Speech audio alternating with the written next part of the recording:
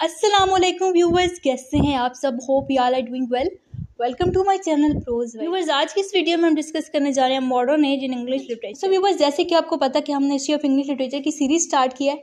इससे प्रीवियस हमने डिस्कस किया था 20th सेंचुरी लिटरेचर, और उससे पहले हमने डिस्कस की थी Victorian age. 20th century literature को हमने ओवरऑल डिस्कस किया था। सेंचुरी लिटरेचर में ही मॉडर्न एज और पोस्ट मॉडर्न एज आती है। इस वीडियो में हम मॉडर्न एज को डिटेल से डिस्कस करेंगे। सो स्टार्ट करते हैं आज की वीडियो।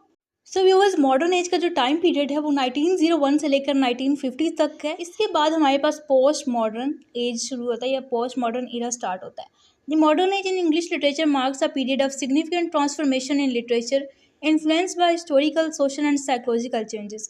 तो मॉडर्न एज में हम लिटरेचर में बहुत सी चेंजेस आई। कौन सी चेंजेस आई, कौन से फैक्टर्स ने इन्फ्लुएंस किया, उसमें हमारे पास हिस्टोरिकल, सोशल और साइकोलॉजिकल चेंजेस आते हैं। इसके अलावा वर्ल्ड वार हुई थी, वर्ल्ड वार 1, वर्ल्ड वार 2 के इफेक्ट्स हमें लिटरेचर में नजर आते हैं। तो काफ़ी ज़्यादा थीम्स चेंज हो चुके थे, लोगों का बिलीफ जो है वो गॉड पे ख़त्म हो चुका था, और ये चीज़ हमें मॉडर्न लिटरेचर में नज़र भी आती है। It begins around the early 20th century continuing through the post world war 2 era. तो इसमें हमारे पास पोस्ट वर्ल्ड वार 2 का सारा इरा आता है, ठीक है। और इस वार के जितने भी इफेक्ट थे वो लिटरेचर में क्लियरली रिफ्लेक्ट करते हैं। The age is characterized by a break from traditional forms and the exploration of new literary techniques and themes. तो जैसे ही मॉडर्न इरा स्टार्ट हुआ, राइटर्स ने ट्रेडिशनल फॉर्म को नहीं यूज़ किया, क्योंकि बहुत सारे चेंजेस आए थे, ट्रांसफॉर्मेशन हुई थी। राइटर्स ने न्यू फॉर्म, न्यू टेक्निक्स को यूज़ करना स्टार्ट किया, ठीक है। मॉडर्निज्म था, तो यहाँ पे जो है हम ये कह सकते हैं कि एक्सपेरिमेंटेशन भी हुई, न्यू टेक्निक्स और थीम्स को यूज़ किया गया। नाउ व्यूअर्स, लेट डिस्कस कि मॉडर्न एज की कैरेक्टरिस्टिक्स कौन सी थी। तो सबसे मेन हमारे पास आती है फ्रेगमेंटेशन की। मॉडर्न लिटरेचर जो था वो फ्रेगमेंटेड था, ठीक है। उसमें नैरेटिव का स्ट्रक्चर जो था ना वो सारा डिसजॉइंटेड था, यानी कि आपस में उसमें एक रिदम नहीं था, हार्मनी नहीं थी। डिसजॉइंटेड नैरेटिव स्ट्रक्चर जो कि रिफ्लेक्ट करता है chaos and confusion of modern life में। बहुत ही ज़्यादा क्योस था, अनसर्टेनिटी थी। तो ये जो फ्रेगमेंटेड स्ट्रक्चर है ना, वो ये रिफ्लेक्ट करता है कि मॉडर्न इरा में लाइफ इंसानों की किस तरह से थी, क्या कन्फ्यूजन थी, क्या क्योस था। Second one is stream of consciousness. जैसे कि अभी हमने डिस्कस किया कि मॉडर्न राइटर्स जो थे वो डिफरेंट टेक्निक्स यूज़ करते थे, लाइक न्यू टेक्निक्स यूज़ करते थे जो कि पहले यूज़ नहीं हुई थी। यहाँ पे राइटर्स ने stream of consciousness technique use की, जिसको वर्जीनिया वुल्फ ने भी यूज़ की, और जेम्स जॉइस जो है ना उनको कहा जाता है कि उन्होंने ये टेक्निक को इंट्रोड्यूस करवाया इन लिटरेचर। इसमें क्या होता है कि राइटर्स जो है ना वो जो भी कैरेक्टर इंक्लूड करते हैं अपने स्टोरी में, वो उनके इनर थॉट्स पे वर्क कर, मतलब स्टोरी जो है वो आगे बढ़ी होती है, और हमें ये पता चलता है कि कैरेक्टर सोच क्या रहे हैं, वो हर टाइम सोचते रहते हैं। Writer delves into the inner working of human mind is James Joyce and Virginia Woolf. इन दोनों राइटर्स ने स्ट्रीम ऑफ कॉन्शियसनेस को बहुत ज़्यादा यूज़ किया। स्ट्रीम ऑफ कॉन्शियसनेस में हमारे पास एग्जांपल आती है वर्जीनिया वुल्फ का novel to the lighthouse. इसके अलावा फॉर्म के साथ भी एक्सपेरिमेंट्स हुए। Author broke conventional narrative style using non linear plots, multiple perspective and unreliable narrative. तो फॉर्म से रिलेटेड भी बहुत से चेंजेस आए। राइटर्स ने non linear plot use, conventional narrative style और मल्टीपल पर्सपेक्टिव यूज होते थे in modern literature. And viewers, next characteristic is alienation and disillusion. Modern literature में होप नहीं थी, ठीक है। हमें थीम ऑफ लॉस दिखाया जाता है, अलाइनेशन है यानी कि तन्हाई है, होपलेसनेस है, कोई फ्रेंड नहीं है, डिसइल्यूजनमेंट है। सारी चीज़ें जो है ना ये हमें मिलती हैं लिटरेचर में। इनका मेन रीज़न जो था ना वो इम्पैक्ट ऑफ वर्ल्ड वार 1 और वर्ल्ड वार 2 थे, ठीक है। इस वार के बाद लोगों का बिलीफ खत्म हो चुका था, लोग होपलेस हो गए थे, तो ये अलाइनेशन और डिसइल्यूजनमेंट हमें मॉडर्न लिटरेचर में मिलती है। इसके अलावा rejection of tradition, writers rejected Victorian morality and traditional structure embracing modernist techniques. तो राइटर ने विक्टोरियन टाइम पीरियड में जो मोरालिटी और ट्रेडिशनल स्ट्रक्चर्स चल रहे थे उनको रिजेक्ट कर दिया और मॉडर्निस्ट टेक्निक्स को यूज़ किया। इस लिटरेचर में, मॉडर्न लिटरेचर में साइकोलॉजिकल डेप्थ होती थी, ठीक है। Focus on subconscious dreams and the psyche influenced by fraud and जंग। मॉडर्न लिटरेचर में एक साइकोलॉजिकल डेप्थ होती थी, कैरेक्टर जो थे वो बड़े ही साइकोलॉजिकल डेप्थ के साथ पोर्ट्रे करवाए जाते थे, जिसमें फोकस होता था उनके सबकॉन्शियस पे भी और उनके ड्रीम्स पे भी, उनकी साइकी पे। Next thing is absurdism. Modern literature की बहुत इंपॉर्टेंट कैरेक्टरिस्टिक है। एब्सर्डिज्म का मतलब होता है मीनिंगलेसनेस, ठीक है। मॉडर्न लाइफ जो थी वो मीनिंगलेस थी, उसका कोई पर्पस नहीं था। सेम यही चीज़ एब्सर्ड लाइफ जो है सैमुअल बकेट ने अपने एक ड्रामा वेटिंग फॉर गॉडर्ड में पोर्ट्रे करवाई, ठीक है। 2 कैरेक्टर्स होते हैं, वो सेम चीज़ें रिपीट करते जाते हैं, उनकी लाइफ का कोई मकसद नहीं होता। Same is a thing with modern man की मॉडर्न लाइफ का कोई पर्पस नहीं है। And viewers, next point is major literary moments. Modernism में कौन सी ऐसी मेजर लिटरेरी मोमेंट्स थी जो कि उस टाइम बहुत ज़्यादा फेमस थी, तो वो डिस्कस करते हैं। First one is modernism. Modernism का टाइम पीरियड जब वो 1901 से लेकर 1939 तक है। इसमें क्या होता था कि राइटर्स जो है ना वो न्यू नैरेटिव टेक्निक्स पे एम्फोसिस करते थे, यानी कि उस पर फोकस करते थे। सिम्बोलिज्म यूज़ होता था और इनर रियलिटी पे फोकस किया जाता था। ये सारी चीज़ें जो हमें मॉडर्न लिटरेचर है उसमें ये मिलती हैं। इसमें हमारे पास की वर्क्स आते हैं, जेम्स जॉयस का वर्क इंक्लूड है, लेकिन मोस्ट फेमस जो है वो वेस्टलैंड है टी.एस. इलियट की।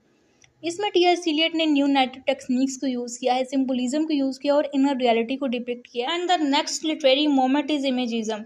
इसका टाइम पीरियड जो है वो 1912 से लेकर 1917 तक है। इसमें क्या होता है, व्यूवर्स के राइटर्स जो है ना वो हमारे जेन में, हमारे माइंड में एक मेंटल इमेज क्रिएट कर देते हैं, यानी कि वो इस तरह की लैंग्वेज यूज़ करते हैं, इस तरह की और शार्प पिक्चर्स यूज़ करते हैं कि हमारे माइंड में चल रहा होता है कि अच्छा जो चीज़ स्टोरी में चल रही है वो ही हमारे माइंड में चल रही होती है।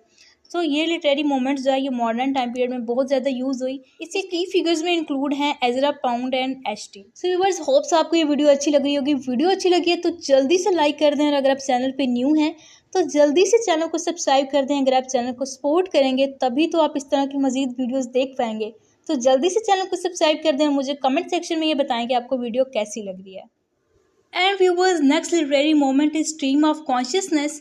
स्ट्रीम ऑफ कॉन्शियसनेस अभी हमने डिस्कस किया, जिस तरह के स्ट्रीम ऑफ कॉन्शियसनेस में राइटर्स जो हैं वो जितने भी उन्होंने कैरेक्टर्स यूज़ किए होते हैं उसकी थॉट्स भी हमें बताते हैं कि वो किस टाइम में क्या सोच रहे हैं।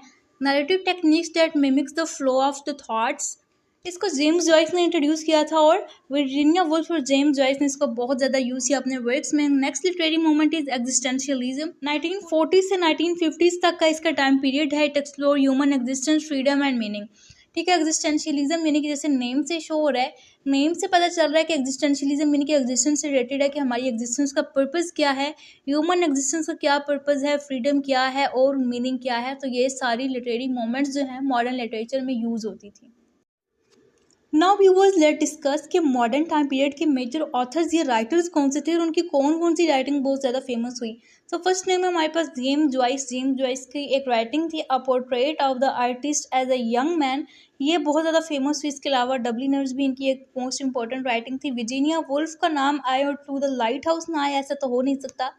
1882 में इनकी बर्थ हुई और 1941 में इनकी डेथ हो गई। उनकी डेथ जो है इन्होंने सुसाइड की थी। वर्ल्ड वार का जो सारा डिप्रेशन चल रहा था, ठीक है, इसमें आके इन्होंने सुसाइड कर ली थी। इनका वर्क है टू द लाइट हाउस, जिसमें हमें फेमिनिज्म भी नज़र आता है और सर्च फॉर मीनिंग, एग्जिस्टेंशियलिज्म के थीम्स भी नज़र आते हैं।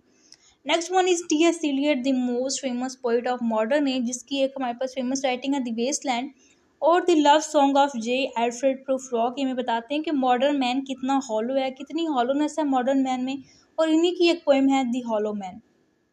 इनके अलावा हमारे पास एक मेजर राइटर आते हैं डी.एच. लॉरेंस। 1885 में इनकी बर्थ हुई और 1930 में इनकी डेथ हुई। इनकी एक नॉवल सन्स एंड लवर्स बहुत ज़्यादा फेमस है। इसके अलावा women in love and the rainbow, Ezra Pound की राइटिंग कैंटोस, बकेट का drama waiting for Godot and endgame बहुत ज़्यादा इंपॉर्टेंट। वेटिंग फॉर गॉडट की बहुत ज़्यादा सिग्निफिकेंस है। इसमें हमें दिखाया जाता है कि मॉडर्न मैन की लाइफ कितनी अब्सर्ड है, उसके पास कोई पर्पज़ नहीं है रहने का। व्यूवर्स, अब तक हम डिस्कस करते हैं कि मॉडर्न लिटरेचर में वर्ल्ड वार 1 और वर्ल्ड वार 2 का बहुत ज़्यादा इन्फ्लुएंस था, बहुत ज़्यादा इफेक्ट। हम इसको सेपरेटली डिस्कस कर लेते हैं। वर्ल्ड वार 1 का जो टाइम पीरियड था वो 1914 से लेकर 1918 तक था। ठीक है, 1914 से लेकर 1918 तक का इसका टाइम पीरियड था। Shatter the optimistic world view leading to theme of disillusionment and existential crisis. Optimistic एक जो पॉइंट था वो ख़त्म हो चुका था, पेसिमिज्म आ गया था। ठीक है, इनके लोग बहुत नेगेटिव हो गए थे। थीम ऑफ डिसइल्यूजनमेंट और एग्जिस्टेंशियल क्राइसिस हमें राइटिंग्स में नज़र आते थे। वर्ल्ड वार 2 की अगर बात की जाए तो ये 1939 से लेकर 1945 तक का इसका टाइम पीरियड था। Further intensified the sense of loss and fragmentation leading to absurdist and existential literature. So इसने जो है ना फर्दर इंटेंसिटी क्रिएट कर दी, जो सेंस ऑफ लॉस और जो फ्रेगमेंटेशन थी वर्ल्ड वार 1 की वजह से, अब यहाँ पे फर्दर इंक्रीज हो गई चीज़ें, इंटेंसिटी इंक्रीज हो गई। इससे क्या हुआ कि एब्सर्डिज्म और एग्जिस्टेंशियल लिटरेचर हमारे पास आया। सो व्यूवर्स, ये थी आज की हमारी वीडियो। इसमें हमने डिटेल से डिस्कस की modern age in history of English literature. Post modern age पे अलग सी वीडियो है और 20th सेंचुरी लिटरेचर पे अलग सी वीडियो है। उन दोनों वीडियो का लिंक मैं इस वीडियो के डिस्क्रिप्शन में ऐड कर दूंगी। तो आपको ये वीडियो बहुत अच्छी लगी होगी। वीडियो के एंड पे मैं एक प्लेलिस्ट ऐड कर दूंगी हिस्ट्री ऑफ इंग्लिश लिटरेचर। आपको जिस भी एज पे वीडियो देखनी हो आप वहाँ से जाके सिलेक्ट कर सकते हैं। नेक्स्ट हम डिस्कस करने जा रहे हैं पोस्ट मॉडर्निज्म। इसके बाद हम मॉडर्निज्म का और पोस्ट मॉडर्निज्म का कंपेरिजन करेंगे। तो मिलते हैं आपसे नेक्स्ट वीडियो में।